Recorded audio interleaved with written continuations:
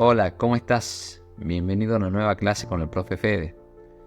La clase de hoy vamos a empezar con un tema súper importante dentro del estudio de la química, que es nomenclatura de química, en este caso de química inorgánica.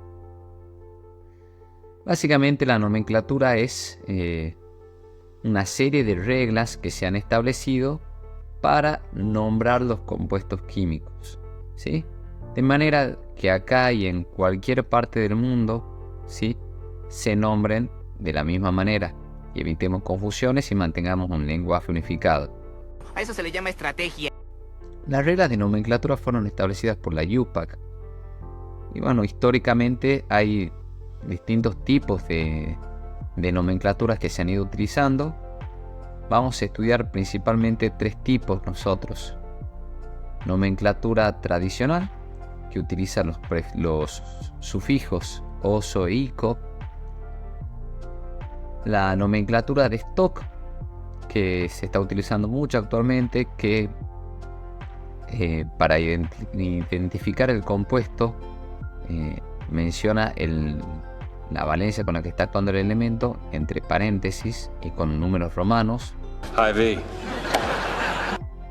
Y por otro lado, la nomenclatura estequiométrica, que indica los números de átomos que forman la molécula utilizando los prefijos latinos, ¿no? Todos somos latinos. Aquel es latino, allá hay latino.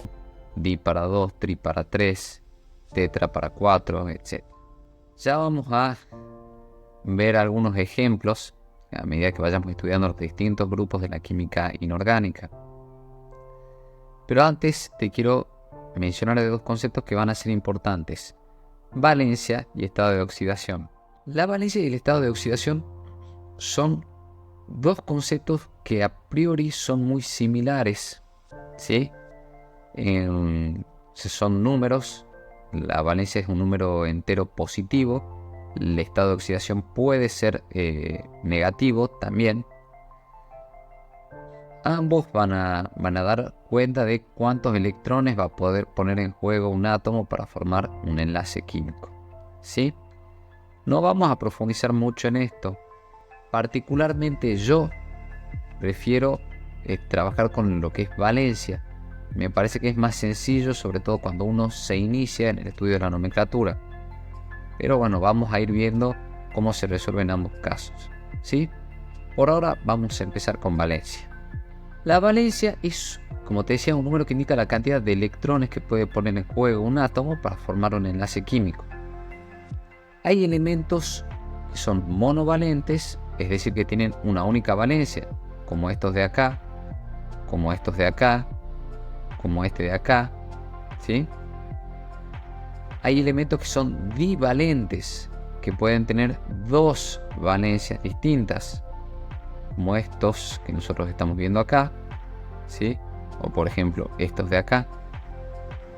Hay elementos que pueden ser trivalentes, como azufre, selenio y teluro, que tienen tres valencias distintas, y tetravalentes como cloro, bromo y yodo, que pueden tener hasta 4 valencias. Obviamente cada átomo forma un compuesto distinto según su valencia. Y para poder diferenciarlos unos de los otros es que se han establecido ciertas reglas de acuerdo a los distintos tipos de nomenclatura. Bien, en la nomenclatura tradicional, que todavía se utiliza mucho, para diferenciar los átomos de distintas valencias se utilizan distintas terminaciones. Para los monovalentes, es decir, que tienen una única valencia y que no tengo que hacer ningún tipo de diferenciación, lo más común es utilizar o la terminación ico o directamente el nombre del elemento, ¿sí? Por ejemplo, óxido de sodio, ¿bien? U óxido sódico. Te repito, no es tan común utilizar la terminación ico, sino directamente es más común verlo con el nombre del elemento. ¡Es el mejor nombre de la vida! Las divalentes, como te muestro en el cuadrito de valencias que te he escrito acá, en el cual hay un montón de valencias, por ahí no están todas, pero sí hay muchas para que vos empieces a estudiar, va a utilizar la terminación oso para la menor valencia y va a utilizar la terminación ico para la mayor. En los elementos trivalentes se va a sumar el prefijo hipo y la terminación oso para la menor, y después vamos a continuar con oso e ico para las valencias siguientes, y por último para las tetravalentes se va a utilizar las mismas reglas que venimos viendo, solamente que la terminación el prefijo per y la terminación ico para la mayor valencia de todos. ¿Sí? Te lo pongo ahora mismo con un ejemplo. Nos vamos a entender muy bien. Por ejemplo, en estos que son monovalentes, supongamos que trabajemos con óxido, que ya vamos a ver, sería óxido de sodio u óxido sódico. En este, por ejemplo, que trabajemos con el cromo, será óxido cromoso u óxido crómico, si actúa con mayor valencia. Acá el azufre, por ejemplo, óxido hiposulfuroso se actúa con valencia 2, sulfuroso se actúa con valencia 4, sulfúrico se actúa con valencia 6. Y acá, por ejemplo, el cloro hipocloroso se actúa con 1, óxido cloroso se actúa con 3, clórico se actúa con 5, perclórico se actúa con 7. No puedo argumentar nada ante esa lógica. En la nomenclatura de Stokes, yo te decía, para indicar cada valencia se van a poner entre paréntesis el número de valencias. Por ejemplo, si el cloro está actuando con valencia 5, significa óxido de cloro 5. Bien. Y en la nomenclatura estequiométrica se van a indicar la cantidad de átomos de los que forman parte. Pero esto ya te lo voy a mostrar con ejemplos cuando empecemos a trabajar con los grupos. ¿Alguna aclaración importante? Antes de que me olvide, hay algunos compuestos, ¿sí?, que los nombres son un poquito más complicados o que nos hacen perder un poquitito de los elementos de los cuales se está formando el compuesto. ¿A qué me refiero con esto? Para no confundirte. Por ejemplo, los compuestos del hierro no van a ser hierroso o hierrico, ¿sí?, sino ferroso o férrico. Del cobre no va a ser cobroso o cóbrico, sino cuproso, cúprico. Del oro, áurico, auroso. Plomo, plúmbico, plumboso. ¿Bien? No sé si lo notaste, pero yo no hablo ruso.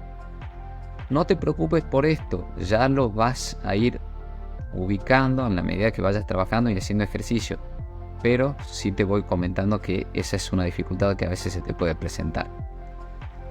Para terminar con este pequeño videito introductorio, ¿sí?, te cuento que los compuestos en química inorgánica nosotros los vamos a separar en distintos grupos para su estudio. Vamos a hablar de compuestos binarios, aquellos que están formados por dos elementos, como los óxidos, que están formados por un metal o un no metal y oxígeno. Hidruros, formados por metal o no metal e hidrógeno. Y sales binarias formadas por metales y no metales. Compuestos ternarios, como hidróxidos, ácidos y sales ternarias, o compuestos cuaternarios, como las sales cuaternarias. Cada uno de estos grupos nosotros los vamos a ir trabajando y sobre esto vamos a ir desarrollando en las siguientes clases. Para esta clase no es necesario que tengas muchos conocimientos previos, ¿sí?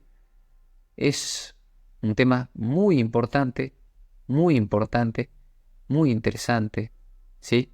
Y realmente espero que lo podamos transitar juntos. Uy, así que bueno, la clase llega hasta acá. Nos estamos viendo en la próxima clase para que aprendas a hacer nomenclatura sin morir en el intento. Hay destinos peores que la muerte. Chao.